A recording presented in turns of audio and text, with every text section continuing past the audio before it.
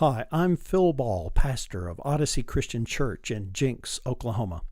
We're part of the Christian Church Disciples of Christ, and we offer a non-judgmental approach to support your personal journey of faith. After the message, we invite you to keep listening for a presentation from our wonderful band. And if you want to experience worship live, we invite you to find out all the details at www.facebook.com/Odyssey CC. Participate in here and now. I was watching Oprah's Super Soul Sunday a couple of weeks ago, and Anne Lamott is on, and she's written some really great stuff.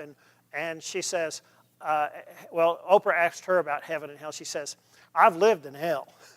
And we all know what that's about in our interior, because we've all gone through phases of our life in which we were separated from ourselves. We're separated from our sense of what God was like. We lived in frustration and that whole business. And so whenever we try to address how it is we experience the kingdom of heaven now in this period of time, and that's that for me is a big tool for that, a big helpful tool for that is prayer. And so we began to focus last week. We just started off on the Lord's Prayer after we went through the whole business about how helpful prayer is. But before I begin the fullness of tonight's message, I want to give credit to a man named John Dominic Crossan. And he and Marcus Borg are some of the really most helpful pioneers in modern theology of anybody I know. They've been inspiring to me in many respects.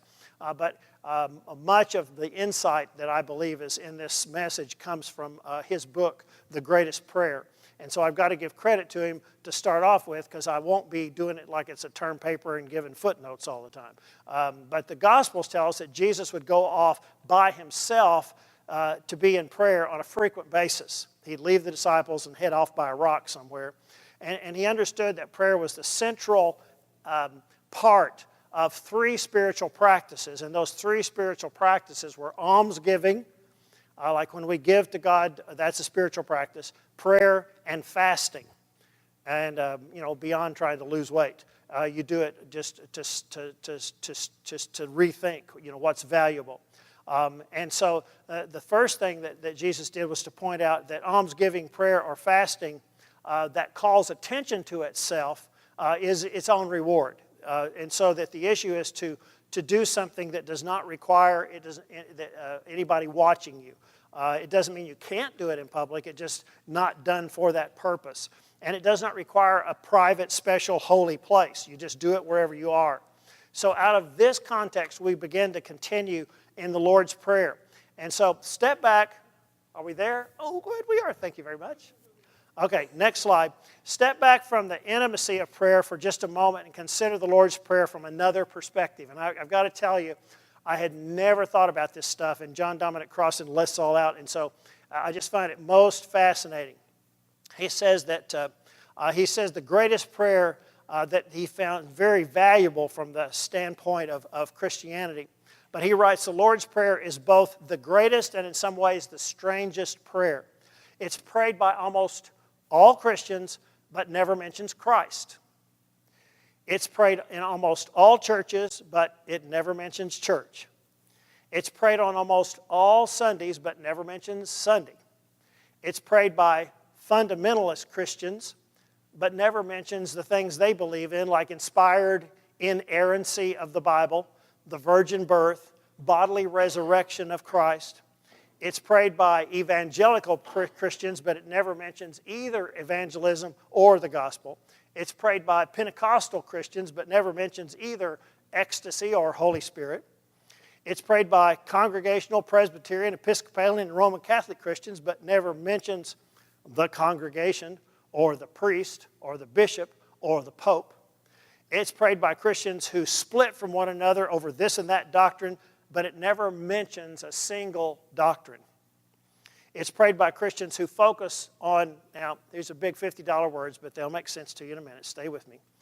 Focused on Christ's substitutionary sacrificial atonement for human sin. But it never mentions Christ substituting his death for our sin, or sacrifice, or atonement, or even sin itself. It's prayed by Christians who focus on the next life in heaven or hell, but it never mentions the next life anywhere. It's prayed by Christians who emphasize what it never mentions, as well as by those who ignore what it does mention. As Jesus was Jewish, it's strange that it does not mention covenant law or temple or Torah or circumcision or purity, but it doesn't. What it does do, and what it might be, is a prayer for every human being, for every religion, on behalf of the conscience of the world. What it might be is a radical manifesto and a hymn of hope for all humanity in a language addressed to all the earth. What it might be is a prayer that's universal, that provides resources for every human being to grow closer to the divine Father of the household of faith. Last week we began our focus on the first two words of the Lord's Prayer, Our Father. And we focused a lot on Father and that whole business about what that was about for Jesus. Characteristic of Him to pray to Abba, to His Abba, which is a child's term, a papa, a mama, a daddy, but also used by adult children. It connotates the intimate personal relationship. But the first word we didn't even look at. And it's equally important because we are made aware that it includes everyone when Jesus says, our Father. Not just my Father, or not just your, but our Father. All of a sudden, we're included in the family. He could have made His relationship with God exclusive. He could have said, my Father, and proceeded to have an intimate conversation that was exclusive. And you know how that is. You know people that say, well, come on over here, I want to tell you just this. And I want to treat you special in some kind of a way. But Jesus is about revealing what God is like. And what God is like is inclusion. Being divine, Jesus knew that in heaven, God was the Papa. And Jesus opened His family to include everyone, the least, the last, the lost, everyone. His daddy becomes our daddy.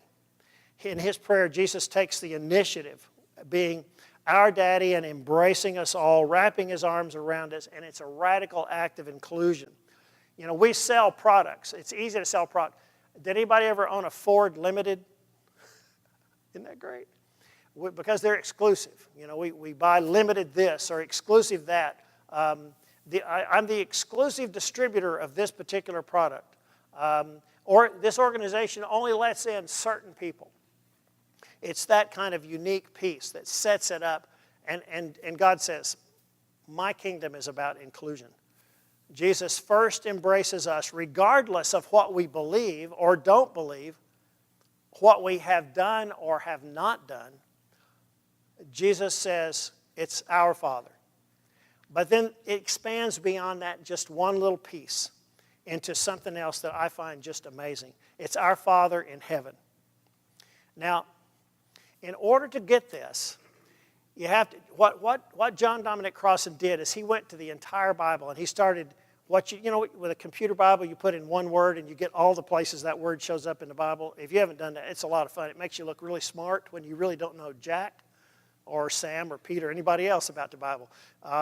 And he goes and he does all this research and stuff, and he starts watching how that Jesus is beginning to talk about God as the head of the human household, the kingdom of heaven. God is the head of the household of heaven. Now, I put up there my father's nuclear family, okay? And like you need to know this, but this is somewhere around, I'm guessing 1935 or thereabouts. I don't know. I don't know where they found the money to buy all those nice clothes, but my dad is the one with his arm around his sister Nora, his hand on his dad, and his sister, whose name I can't remember right now. Anyhow, and it's the oldest one too. She was the oldest one. Diamond, yeah, that's Aunt Diamond. Aunt Diamond was married in 1917. Okay, give me a break. Okay, that's how ancient this whole thing is. And the two down front in the middle are my dad's mother and father.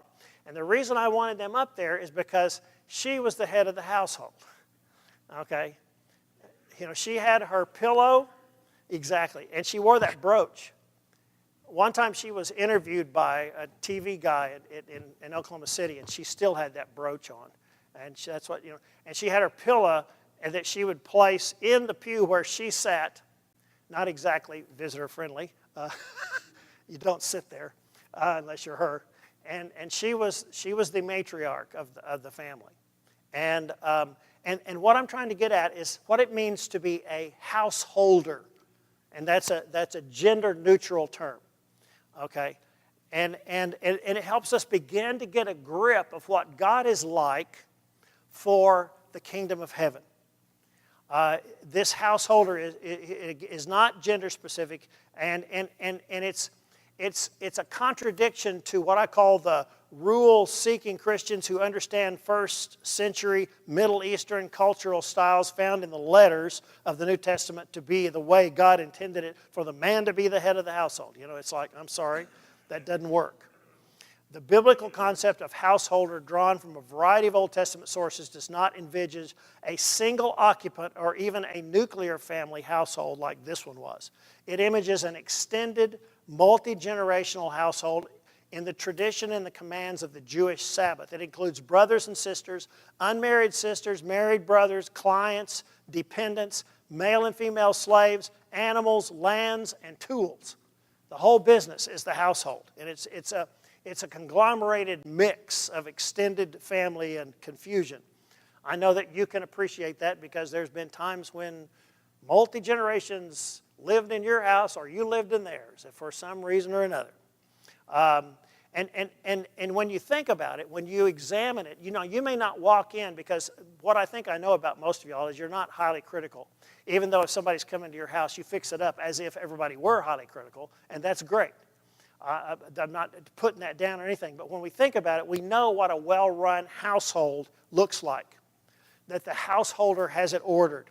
The things that we consciously or subconsciously considering when we perceive what we think a well-run household looks like is and this is kind of agriculturally based, but are the fields, or the tools, or the outbuildings and equipment well kept? Are the livestock well provisioned? Do dependents from slaves to children have adequate food and clothing and shelter and education? One of the cool things that always surprised me and that I'm so grateful for is that my mom would take me at this time of the year when you went back to school to go to Sears, and I would get to buy flannel shirts that smelled really good. Okay? And I was always so pleased that we had enough money to do that, because I always thought we were broke. And so a well-run household has that going on. Sick children or pregnant and nursing mothers get special concern and treatment. Everyone has a fair share of family resources. Does everyone have enough? Is everyone safe? Is everyone protected? That's a basic domestic model of a good householder, of the just and righteous, fair and equitable householder of the human home. And it is extended in biblical tradition to be God. What God is like is the householder of the world and all creation and of heaven. To call God the Father in heaven, or the Papa or the Daddy in heaven, is to call God the householder of the earth.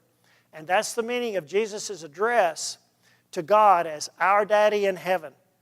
In the opening words of the prayer, our Daddy, the householder of earth and heaven, has cared for us all. But then he takes it one step further. And the interesting way Matthew put this gospel together is he started talking about the character and nature of the kingdom of heaven before he did this prayer. And it's in chapter 5, because this prayer is in chapter 6 of Matthew. Okay? And so that the Father is revealed by the Son as the divine householder, as the role model from which the extended human family on earth might learn. We all know that daughters and sons learn how to become future householders, future human beings, future adults by the implicit and explicit apprenticeship to their parents as model householders, or not so much model householders. Whether they're males or females, they learn from their families, and that's the way it's been forever. And what Jesus is implying by the manner in which he crafted this prayer is that God is the Papa, head of the household for all humanity to learn from, to watch, to figure out what it means to have the kingdom of heaven approach to life. As we grow and learn, Jesus is saying, watch the Father in heaven. Learn how to live in heaven by adopting and embracing His attitudes, values, and for our earthly household. Jesus reveals the character and nature of the household and before He even opens the way in the Lord's Prayer. And this is what He says in chapter 5. He begins in the Beatitudes. Blessed are poor in spirit, those who mourn, the meek, the hungry, the merciful, the pure in heart, the peacemakers. And it's all that stuff that I used to hear going, you're supposed to be that. You're supposed to go do that. No, that's the nature of the divine household. That within the context of that divine household, these people are blessed. It announces that we are the salt and that we are the earth. I mean, the salt of the earth and the light of the world. It changes the values and standards that are normal human values and of the previous Jewish covenant.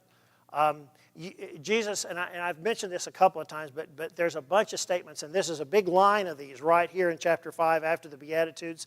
It says, you have heard it said, but I say unto you. Jesus is going about fulfilling the law. You have heard it said this, and He repeats the kind of style they had lived out of, and He says, but I tell you this. And this is the kind of stuff. You have heard it said about murder and divorce and adultery and swearing in legal settings, an eye for an eye and a tooth for a tooth. And then He flips it all on His head, but I say unto you. So, I'm reading along all this, and one of the reasons I forgot my thing is because my brain was polluted with other issues today. I mentioned this before, but the Jenks Palm Squad has not had a place to palm practice, and because they're changing everything. And so they made a contract with FCC Jenks at our graciousness that they could use 2 hours of our time from 1 to 3 in the afternoon. And as it turns out, the last 2 weeks they haven't even been here. And it puts a lot of stress on us to get everything ready from 3 and then make it all happen and get it ready. Well, as it worked out, there was some interaction over last night and today that had me a bit frustrated. And so I'm reading along and I'm coming along. You have heard that it was said, you shall love your neighbor and hate your enemy. But I say unto you, love your enemies and pray for those who persecute you, so that you may be children of your Father in heaven. So tonight, one of the first things on the prayer list is FCC Jenks and their leadership. Isn't that good? And that's a kingdom of heaven behavior.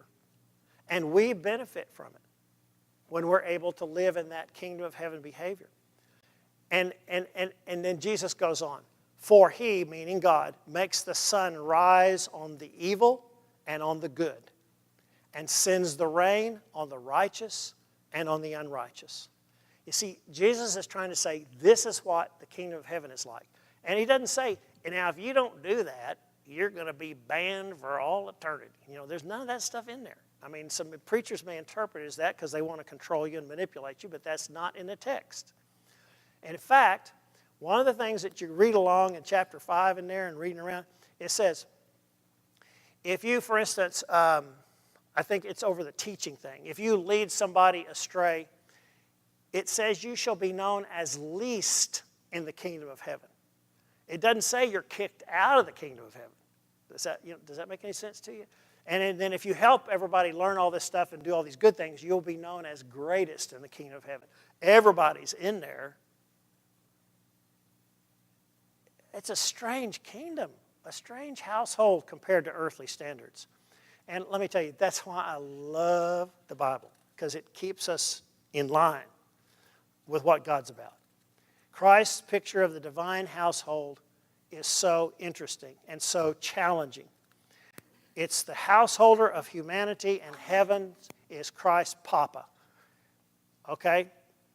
In the next weeks, we're going to look at a lot of the rest of this prayer. I decided that that's what prayer needed to be looking like. Isn't that pretty? You may think it wasn't. Well, sorry, that was the picture I liked. And so what I want us to do is we're going to do two things. Okay, band, you don't have to get up yet. We're going to repeat this prayer because this is the way it's found in the text of Matthew. And it doesn't have a lot of the stuff that we would do in church hooked up with it. And we don't have to argue over debts and debtors and trespasses and all that stuff. We're just reading it straight like it is out of the text from chapter 6, verse 9 and following. But I want us to, every week we're just going to read the text at the last slide. We're going to read the text. And then at the end of the series, I'm going to give you a copy of it to take with you, like you don't find it somewhere, but it's symbolic. And so, okay, and then after we say this, then I'll do a prayer, and then, man, y'all can walk up, okay? Okay, we're talking. Our Father in heaven, hallowed be your name. Your kingdom come, your will be done, on earth as it is in heaven. Give us this day our daily bread, and forgive us our debts as we also have forgiven our debtors. And do not bring us to the time of trial, but rescue us from the evil one. Cool. Let us pray. Dear God, we come to you in thanksgiving for your word, for your spirit, but especially for, gosh, who you are and how you just amaze us with spirit power that we cannot even imagine including in ourselves. We just confess that we keep showing up as human beings with lots of limits and frustrations and jealousies and separation and all kinds of issues that challenge us. But at the same time, you lift us up and you hold on to us and you help us grow. And we are deeply thankful for that. For we give you thanks in your Son's name.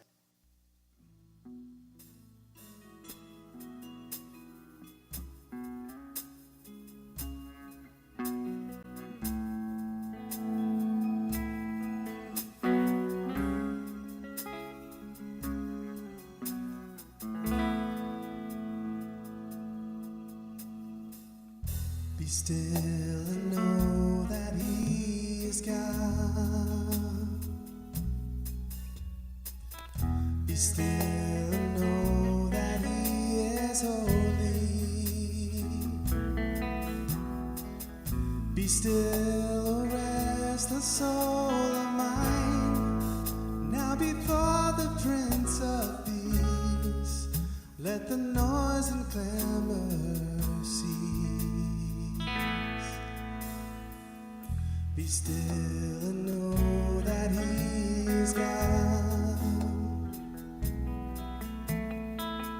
Be still and know that He is faithful. Consider all that He has done. Stand in awe and be amazed, and know that He will never change. Be still.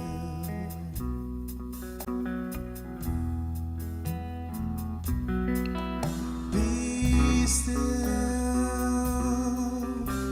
and know that He is God.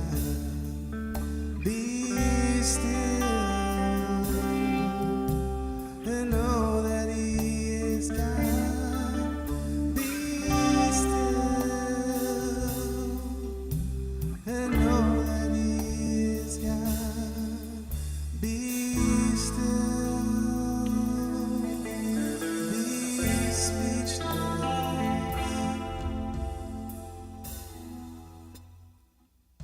Be still and know that He is God. Be still and know He is our Father. Come rest your head upon His chest and listen to the rhythm of His unfailing heart of love, beating for His little ones, calling you